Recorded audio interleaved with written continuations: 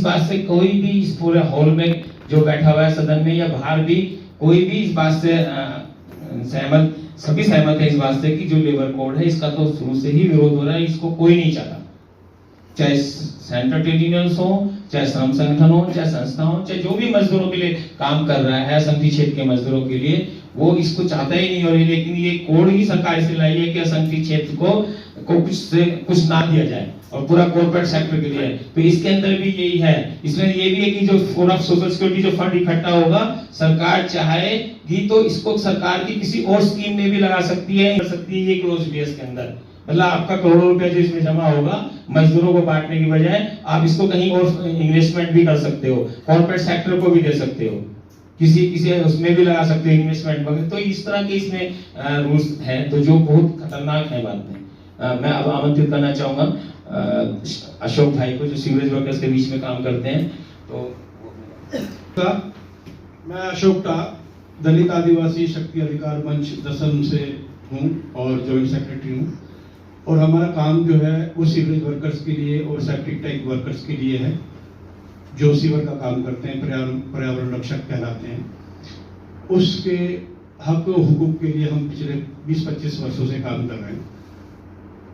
सबसे पहला मुद्दा ये है, क्योंकि प्राइवेट सेक्टर या कॉन्ट्रैक्टर सेक्टर या जितने भी हम सभी साथी यहाँ इकट्ठे हुए हैं, एक एक यूनियन का, वर्कर संगठन का प्रतिनिधि है, वर्कर भी है, और सभी इसीलिए आए कि जो 4 लेबर कोड जो आए इसका हमें क्या बेनिफिट है या ये हमारे बिल्कुल टोटली खिलाफ है। इसमें मजदूरों का घोर शोषण है, एक्सप्लॉयटेशन है, इन सब चीजों को लेकर ये चर्चा है। और थानेश्वर भाई ने इन सब चीजों को लेकर मोटे तौर पे बातें भी की। तो कुल मिलाकर तो ये कि ये जो सारा मसौदा जो आ रहा है और जो एलजी को मालिक बना दिया जा रहा है और सरकार की मंशा पे, केंद्र सरकार की मंशा पे और राज्य सरकार की अलग अलग वो अनुशंसाएं रहेंगी, वो मानी जाएंगी नहीं मानी जाएंगी, इसमें दखलंदाजी रहेगी सेंट्रल गवर्नमेंट की। तो ये लड़ाई का तो इशू है ये।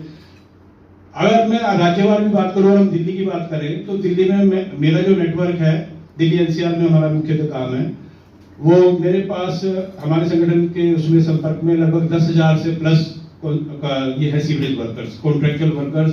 और क्योंकि इसमें कंपनियां भी हैं, कई तरह की कंपनी है, कुछ इंडिविजुअल कॉन्ट्रैक्टर्स भी हैं कंपनियों के, तो कुल मिलाकर अगर बात की जाए तो 10,000 से प्लस बनता है एनसीआर, दिल्ली एनसीआर का बनाए।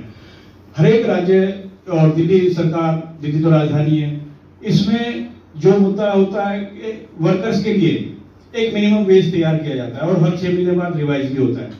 और इस लाइन में सीवरेज वर्कर्स में, कॉन्ट्रैक्चुअल वर्कर लाइन में 10-15 साल से भी ज्यादा वर्कर जो है काम कर रहे हैं, उनको अभी तक इस चीज का फायदा नहीं मिल पाया कि मिनिमम वेज क्या है।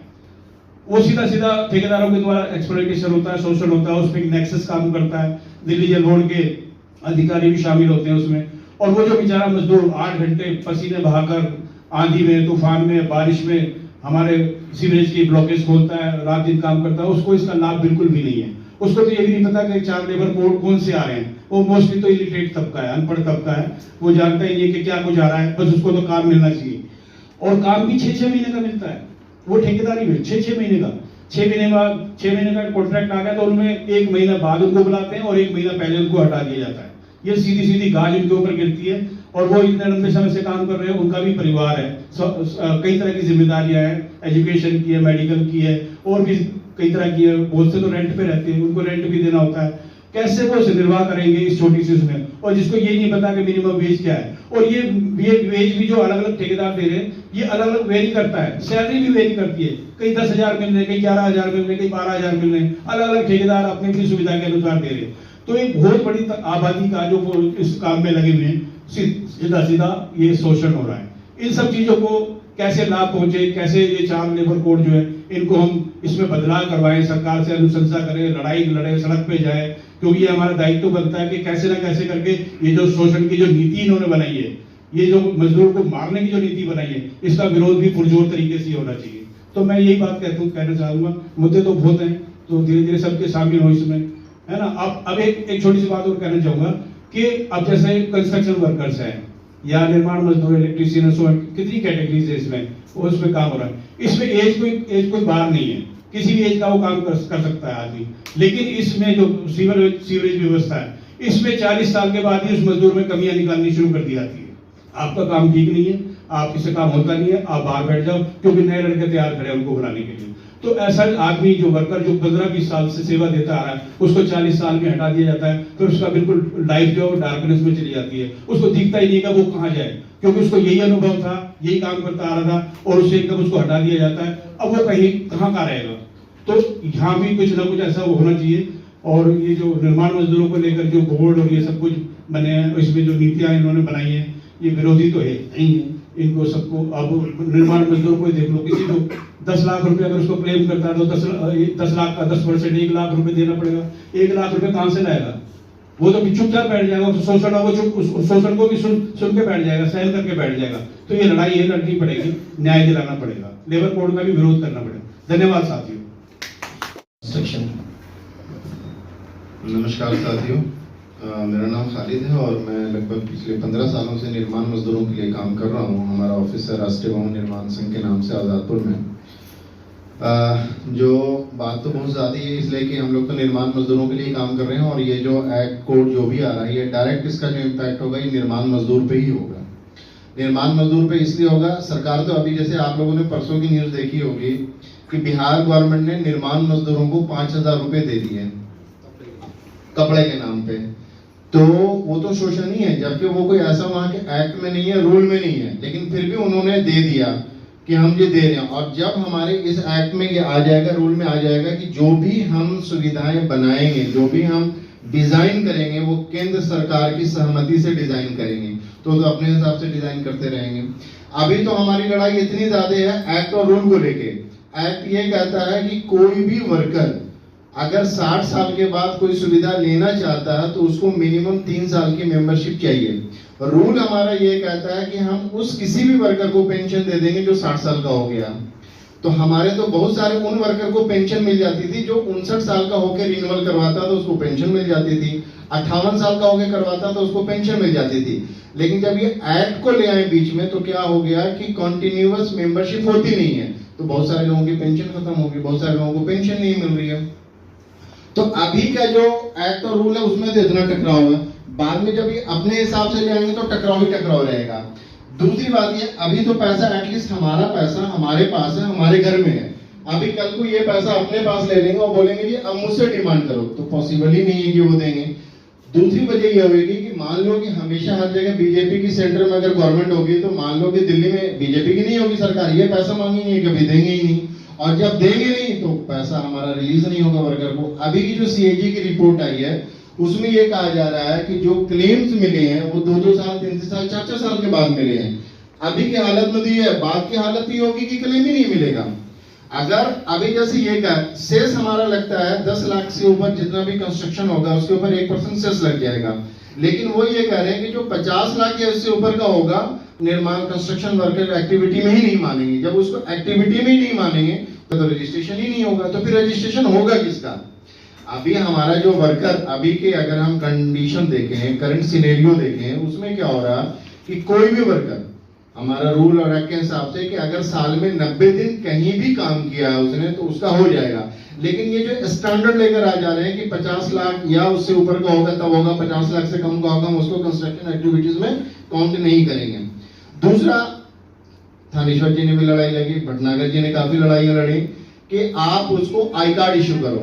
पहले जब क्या हो रहा था कि उसको पासबुक मिलती थी, वो पासबुक में एंट्री करवा सकता था, लेकिन जब ministry of labour and employment से इनको आया कि आप इसको ऑनलाइन कर दो, ऑनलाइन करने के बाद इन्होंने उसको आई कार्ड देना ही बंद कर दिया। तो जब आई कार्ड देना आपने बंद कर दिया तो एंट्री कहाँ करवाएगा वो? और अभी इसमें आप ये कह रहे हैं कि उसको हम कोई पहचान पत्र भी नहीं देंगे, तो जब पहचान पत्र ही नहीं देंगे तो पता कैसे चलेगा? हम लोगों ने देखिए सरकार क्या, अभी आप लोगों को शायद पता होगा दिल्ली में पीछे के रास्ते से ये क्या कर रहे हैं कि एक कंपनी को इन्होंने टेंडर दे दिया है कि आप हेल्थ चेकअप कैंप लगाओ, और हेल्थ चेकअप कैंप चल रहा है दिल्ली में, आपको भी शायद पता होगा थानेश्वर जी, और उसमें वो पैसे दिए जाएंगे उसको, और उनको टारगेट दिया गया है कि आपको 17,000 रजिस्टर्ड बेनिफिशियरी उन बेनिफिशियरी का करना है जो लाइव है। मतलब अगर मैंने जैसे रजिस्ट्रेशन करवा रखा है लेकिन कल को हमारी मेंबरशिप खत्म हो जा रही है, तो अगर मैं जाता हूं तो मेरा वो हेल्थ चेकअप नहीं करेंगे, उनका ही करेंगे जो आज की डेट में वो, जबकि वो हमारा कुछ ऐसा है नहीं है।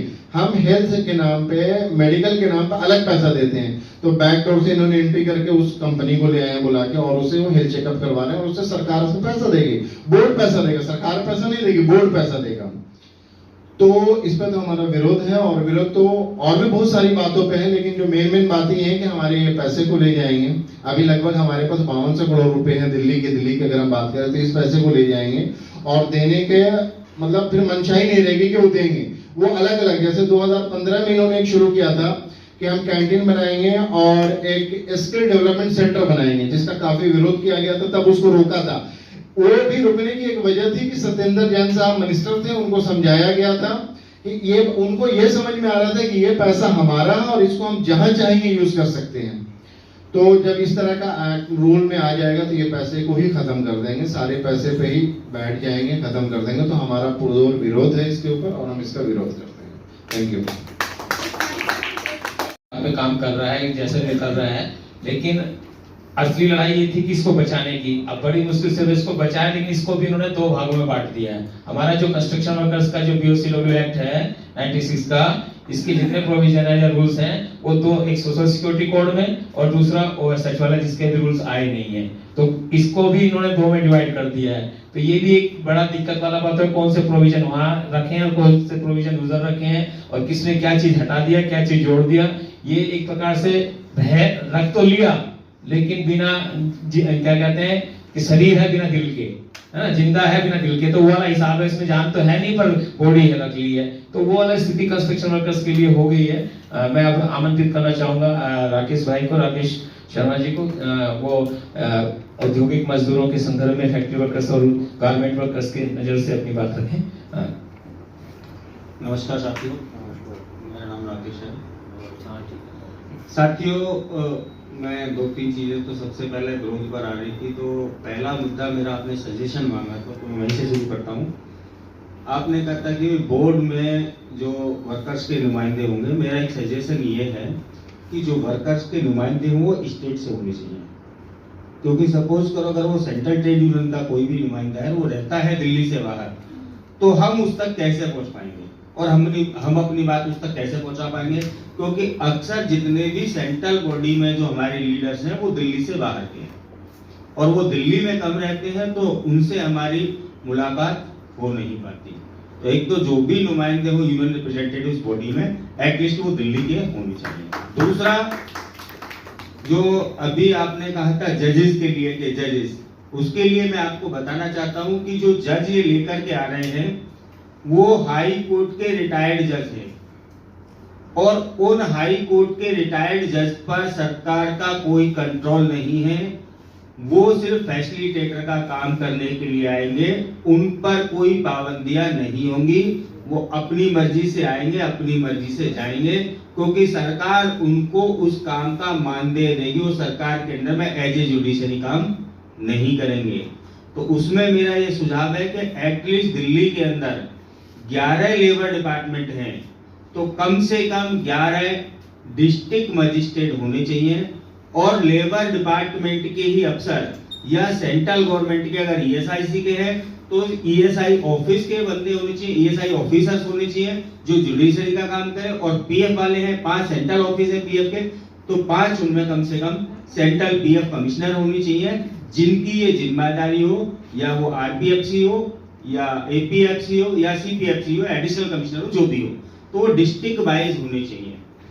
अब सर मैं आता हूं यहाँ पर, आपने कहा कि भाई लेबर कोड को लेकर के और विरोध को लेकर के, तो इसमें विरोध करने जैसा तो कुछ है नहीं है, तो सारा ही विरोध करने वाला कि लेबर कोड लागू नहीं होना चाहिए, पर ये लागू होगा, सरकार ने ठान लिया है। और अगर आप देखें, अगर सभी लोग, मुझे लगता है कि जो लोग लेबर कोर्ट में, लेबर ऑफिस में, लेबर केसेस में जाते हैं, वो इस बात से सहमत होंगे कि सरकार ने बिना लेबर कोड को लाए हुए, बिना रूल को फ्रेम किए हुए इसको इम्प्लीमेंट करना शुरू कर दिया है, और ये इम्प्लीमेंट हो रहा है। अभी बता देता हूं आपको, आप सीजीआईटी लेबर कोर्ट जो सेंट्रल गवर्नमेंट के केस देखती है, वो पिछले 1.5-2 साल से वहां पर कोई जज नहीं है, यानी वो खाली है। 300 केसों की, 350 केसों की लिस्ट लगती है, और अभी हमारे जो केस की लिस्ट आ रही है वो फरवरी 2026 आ रही है। यानी आज जिस कर्मचारी का केस उस कोर्ट के अंदर लगा हुआ है तो उसकी डेट जो गई वो 26 फरवरी यानी फरवरी 26 तक वो चली गई। तो यानी 5 से 6 महीने का उसको और वेट करना पड़ेगा और उसके बाद भी क्या होगा इसकी कोई गारंटी नहीं है। सेम स्थिति आपके लेबर डिपार्टमेंट की है। लेबर डिपार्टमेंट में 11 श्रम अधिकारी मिनिमम अभी कम है। यानी धीरे धीरे करके सरकार ने अधिकारियों को कम करना शुरू कर दिया। जब कम करना शुरू कर दिया तो मजदूर को न्याय नहीं मिलेगा, न्याय नहीं मिलेगा तो मजदूर डिपार्टमेंट में आना बंद कर देगा, संगठनों के साथ जुड़ना बंद कर देगा। आएगा क्यों? वो एक मजदूर को अगर अपनी तनख्वाह लेने के लिए 5-5 साल लगाने पड़ रहे हैं तो इट मींस कि उसको न्याय नहीं मिल पा रहा है, वो अपने न्याय से परेशान है। इसको थोड़े से साथ जाते हैं, देखते रहते हैं तो इनको मालूम है इस चीज का। तो सर अभी इंस्पेक्टर कम से कम दिल्ली में 45 होने चाहिए जो नहीं है, लेबर ऑफिसर 11 होने चाहिए जो नहीं है। एक ऑफिसर के पास 5-5 डिस्ट्रिक्ट इन्होंने दे रखे हैं, 5 डेज वर्किंग है और एक डिस्ट्रिक्ट में एक दिन ऑफिसर बैठेगा। अगर वो अफसर उस दिन नहीं आया किसी कारणवश या उसकी कहीं ड्यूटी लग जाती है तो 3 महीने की उठा करके आपको डेट मिल जाती है। तो सरकार ने इसको इम्प्लीमेंट करना शुरू कर दिया है। सबसे पहला काम उसने धीरे धीरे स्टाफ की कमी कर दी। आप किसी भी डिपार्टमेंट जाइए, ईएसआई में जाइए, पीएफ में जाइए, पुलिस में जाइए, चाहे किसी भी महकमे में जाइए, आपको प्रॉपर स्टाफ मिलेगा ही नहीं। और जो स्टाफ नहीं है, कोर्ट में स्टाफ नहीं है, रीडर नहीं है, टाइपिस्ट नहीं है, स्टेनो नहीं है। वकील साहब बता देंगे नतीजे साहब, ये सच बात यही है कि आज आपके पास स्टाफ नहीं है, एलमिद नहीं है। ये क्या है? हम इसको दूसरे कन्वर्जन में लेकर जाने के इम्प्लीमेंट करेंगे। अरे साहब सरकार ने इम्प्लीमेंट पिछले 2 साल 3 साल पहले करना शुरू कर दिया। अभी आप लेबर कोड की बात कर रहे हैं, लेबर कोड बहुत सारे लोगों को, हमारे यूनियन साथियों को भी, माफ करना मैं सही बात बोलना चाह रहा हूँ कि हमारे बहुत सारे आदमियों को